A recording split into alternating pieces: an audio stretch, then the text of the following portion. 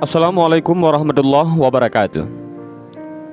Kisah berikut ini datang dari seorang tokoh pada masa generasi tabi'in, Abdullah bin Al-Mubarak. Salah satu kebiasaan yang kerap dilakukan oleh sosok yang dikenal alim dan ahli ibadah itu adalah menetap beberapa hari di Mekah setelah melaksanakan haji ataupun umrah. Suatu ketika, dalam lawatannya ke Mekah, kota suci umat Islam itu tengah dilanda penceklik. Hujan yang tak kunjung turun memicu gagal panen. Melihat kondisi seperti itu, pemuka agama dan masyarakat berbondong-bondong menuju lapangan untuk melaksanakan sholat istisqa. Ibnu Al-Mubarak pun tak ketinggalan turut serta dalam sholat tersebut. Namun, setelah selesai sholat dan memanjatkan doa kepada Allah, tidak ada sama sekali tanda hujan akan turun. Sampai menjelang malam pun, kondisi awan tidaklah berubah. Akhirnya keesokan harinya penduduk Mekah kembali melaksanakan sholat istisqa. Namun tetap nihil. Tidak ada pertanda hujan turun. Bahkan hingga sholat istisqa kali ketiga dilaksanakan, hujan tak lekas turun juga. Timbul niat dari Ibnu Al-Mubarak untuk sholat minta hujan sendiri di tempat yang sunyi. Tempat sunyi memisahkan diri dari orang-orang untuk berdoa kepada Allah Subhanahu wa Ta'ala.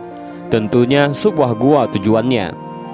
Mudah-mudahan Allah melimpahkan rahmatnya dan mengabulkan doaku sehingga hujan bisa turun, katanya dalam hati. Ia pun berjalan pelan-pelan saat orang masih berada pada tempat duduknya di tengah-tengah lapang sambil memanjatkan doa-doa. Tempat yang ia tuju adalah perbukitan yang masih di sekitar Mekah. Setelah sampai pada sebuah bukit, dia menemukan sebuah gua yang lubangnya hanya bisa dimasukkan satu orang dewasa dengan cara menyamping. Ibnu Al-Mubarak mengintip sedikit untuk mengetahui apakah di dalam bisa digunakan untuk sholat. Namun setelah mengetahui ruang di dalam gua lapang, akhirnya beliau memutuskan untuk masuk dan sholat istisqa. Namun baru saja Ibnu Al-Mubarak masuk, tiba-tiba pemuda berkulit hitam masuk ke dalam gua. Dari pakaian dan penampilannya, memang pemuda ini seperti seorang budak. Entah sengaja ataupun tidak, meski mengetahui di dalam gua sudah terdapat orang, pemuda itu tidak menyapa ataupun mengucapkan salam layaknya orang yang beriman. Sang pemuda malah cuek dan langsung menunaikan sholat 2 rakaat. Setelah mengucapkan salam, ia meletakkan kepalanya di tanah dan berdoa, "Ya Allah, sesungguhnya mereka itu adalah hamba-hambamu. Mereka telah melaksanakan sholat istisqa selama 3 hari, tetapi engkau belum berkenan juga menurunkan hujan. Maka, demi keagungan dan kemuliaanmu, aku tidak akan mengangkat kepalaku hingga engkau menurunkan hujan kepada kami." Beberapa waktu lamanya ia dalam keadaan seperti itu. Tiba-tiba datang awan hitam bergulung-gulung. Kemudian hujan turun dengan derasnya. Lelaki itu segera mengangkat kepalanya dan keluar gua, berjalan menembus hujan tanpa berkata apa-apa. Ibnu Al-Mubarak tertegun melihat pemandangan itu dan segera setelah tersadar, ia berjalan mengikuti lelaki hitam itu menembus hujan. Ia terus membuntutinya hingga memasuki perkampungan, dan pemuda itu memasuki rumah yang cukup bagus. Ia duduk diam di depan rumah itu beberapa waktu lamanya, sampai seseorang keluar. Ibnu Al-Mubarak berkata, "Rumah siapakah ini?" Laki itu berkata, "Rumah Tuan Fulan bin Fulan." "Bisakah saya membeli budak dari dirinya?" kata Ibnu Al-Mubarak lagi. Lelaki itu berkata, "Bisa, dan silahkan masuk." Sang pemilik rumah menemui Ibnu Al-Mubarak sambil membawa seorang budak yang bagus wajahnya dan tampak cekatan. Tetapi ia berkata, "Aku tidak menginginkan orang ini. Apakah engkau mempunyai budak lainnya?" "Baiklah," kata sang pemilik rumah sambil memerintahkan untuk memanggil budak lainnya. 1 atau 2 orang budak lagi ditunjukkan. Tetapi Ibnu Al-Mubarak berkata, "Aku menginginkan yang lainnya. Apakah engkau masih memilikinya?"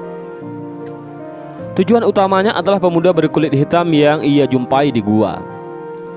Orang itu berkata, "Saya memang masih memiliki 1 orang lagi budak, tetapi ia sangat tidak pantas bagi tuan," katanya. "Mengapa?" tanya Ibnu Al-Mubarak. Orang itu berkata, "Karena dia seorang pemalas.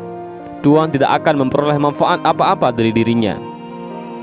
Ibnu Al-Mubarak pun berkata, "Bawalah dia kemari, aku ingin melihatnya." Budak itu segera didatangkan, dan memang laki-laki hitam yang ditemuinya itu di dalam gua tersebut. Tampak kegembiraan di matanya dan segera ia berkata, "Aku ridha dengan orang ini. Berapa engkau ingin menjualnya?" Orang itu pun berkata, "Saya dahulu membelinya 20 dinar, tetapi sekarang tidak laku walau hanya 10 dinar. Saya akan membelinya seharga 10 dinar darimu," kata Ibnu Al-Mubarak, yang langsung mengeluarkan uang 10 dinar dan memberikannya kepada orang itu. Ibnu Al-Mubarak membawa budak hitam itu ke tempat tinggalnya. Budak hitam yang selama itu hanya diam saja tiba-tiba berkata, "Wahai Ibnu Al-Mubarak, mengapa engkau membeli aku? Aku tidak akan mengabdi dan melayani dirimu." Ibnu Al-Mubarak terkejut karena budak itu mengetahui dan menyebut namanya, padahal ia belum pernah memperkenalkan diri, termasuk kepada pemilik sebelumnya. Namun, justru hal itu memperkuat dugaannya sebelumnya. Segera saja Ibnu Al-Mubarak berkata, "Bukan seperti itu. Justru aku yang akan melayani kamu. Siapakah namamu?" Budak hitam itu berkata, "Para kekasih Allah tentu mengenal kekasihnya." Ketika pemuda itu akan beranjak untuk berwudu, Ibnu Al-Mubarak segera mengambil air untuknya dan mempersiapkan sandal, serta menunjukkan kamar untuk dirinya. Di dalam kamar, lelaki hitam itu salat 2 rakaat. Ibnu Al-Mubarak yang memang sengaja menguping mendengar dia berdoa setelah salatnya, layaknya sedang bersyair ataupun berpuisi. "Wahai Tuhan pemilik rahasia, rahasia telah menjadi nyata ataupun terbuka. Saya tidak lagi menginginkan kehidupan ini setelah rahasia hidupku diketahui," kata pemuda itu dalam doanya. Dan berselang beberapa lama, Ibnu Al-Mubarak tidak lagi mendengar suara ataupun gerakan apapun. Maka ia masuk ke dalam kamar dan mendapati sang pemuda telah meninggal dunia. Ia segera mengurus jenazahnya dengan penuh hormat hingga memakamnya. Hanya sedikit orang yang membantu dan mengiringi jenazahnya. Namun, bagi Ibnu Al-Mubarak, kondisi tersebut justru dianggap sebuah penghormatan karena ia sendiri yang akhirnya banyak berperan dalam mengurus jenazah kekasih Allah Subhanahu wa Ta'ala tersebut. Dan berikut ini adalah satu kisah lagi tentang Sa'ad bin Abi Waqqas yang doanya selalu terkabul. Sa'ad bin Abi Waqqas termasuk salah satu sahabat yang diberi umur panjang. Beliau hidup di era Khalifah Ar-Rasyid dan menjadi sahabat terakhir dari kalangan muhajirin yang meninggal dunia. Selama hidupnya, Sa'ad selalu terijabah setiap kali berdoa. Dikisahkan, di era Khalifah Umar bin Khattab, Sa'ad bin Abi Waqqas diamanahi jabatan sebagai pemimpin wilayah Kufah. Namun suatu hari, terdapat penduduk Kufah yang mengeluhkan Sa'ad dan menyebutkan keburukannya. Sayyidina Umar tentu tak langsung percaya. Ia mengutus seorang untuk pergi ke Kufah dan menyelidiki tentang kepemimpinan Sa'ad bin Abi Waqqas. Dan benar saja, sang utusan selalu mendapati orang-orang menyebut kebaikannya. Setiap kali tiba di masjid, utusan tersebut mampir kemudian bertanya kepada penduduk Kufah tentang Sa'ad bin Abi Waqqas. Tak ada satupun masjid yang dilawati dan didatanginya kecuali semua orang mengagumi kebaikan-kebaikan Sa'ad bin Abi Waqqas. Hingga kemudian si utusan tiba di sebuah masjid milik Bani Abbas. Di sana terdapat seorang bernama Usamah bin Qatadah yang memfitnah Sa'ad bahwasanya sang sahabat Nabi tak pernah mengikuti syariah, yakni perang yang dipimpin oleh Rasulullah SAW. Usamah juga menuduh bahwasanya Sa'ad tak pernah adil dalam pembagian dan menetapkan hukum dengan batil. Sampailah kabar fitnah Usamah itu ke telinga Sa'ad bin Abi Waqqas. Ia pun kemudian berkata, "Demi Allah, aku benar-benar berdoa untuk 3 hal. Ya Allah, jika hambamu ini, Usamah bin Qatadah berdusta, berdiri karena riya ataupun sum'ah, maka panjangkanlah umurnya, panjangkanlah kefakirannya, dan hadapkanlah dia kepada cobaan." Sang perawi, yakni Abdul Malik bin Umair berkata, setiap kali dia, artinya Usamah bin Qatadah, ditanya, "Bagaimana keadaanmu?" Dia menjawab, "Aku adalah orang tua yang telah terkena doanya Sa'ad bin Abi Waqqas." Abdul Malik lalu berkata, "Setelah itu aku melihatnya buta karena tua." Dalam momen lain juga terdapat kisah serupa tentang bagaimana doa Sa'ad selalu diijabah oleh Allah Subhanahu wa Ta'ala. Kisah ini tercantum dalam kitab Al-Mustadrak. Disebutkan bahwa suatu hari ada seorang penunggang kuda yang mencela Ali bin Abi Thalib di tengah-tengah pasar Madinah. Orang-orang mendengarnya namun tak berani melawan. Hingga kemudian datanglah Sa'ad bin Abi Waqqas dan bertanya, "Ada apa ini?" Mereka kemudian menyampaikan kabar ada seorang yang mencela Ali bin Abi Thalib. Sa'ad pun kemudian segera menghampiri si pencela tersebut dan membela Ali bin Abi Thalib radhiyallahu an. Atas dasar apa kau mencela Ali bin Abi Thalib? Bukankah dia termasuk orang yang pertama masuk Islam? Bukankah dia yang pertama salat dengan Rasulullah? Bukankah dia orang yang paling zuhud? Bukankah dia orang yang paling alim? Bukankah Rasulullah telah menikahkannya dengan putrinya? Bukankah dia pembawa panji Rasulullah di beberapa peperangan?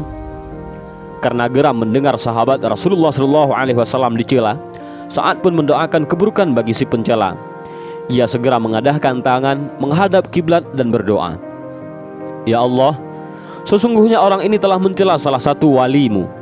Maka janganlah kau pisahkan sekumpulan orang ini hingga engkau menampakkan kekuasaanmu kepada mereka." Lalu di kemudian hari, si pencela penunggang kuda itu tetap bersama kelompoknya. Hingga suatu hari, sebelum kelompok itu berpencar, terjadi suatu peristiwa yang membuktikan diijabahnya doa Sa'ad bin Abi Waqqas. Si pencela tiba-tiba terlempar jauh akibat kudanya yang jatuh tersungkur. Ia tewas mengenaskan dengan kondisi kepala yang pecah. Ada yang bertanya kepada Sa'ad bin Abi Waqqas, "Apa yang membuat doamu mudah dikabulkan dibanding para sahabat Rasulullah SAW yang lainnya?"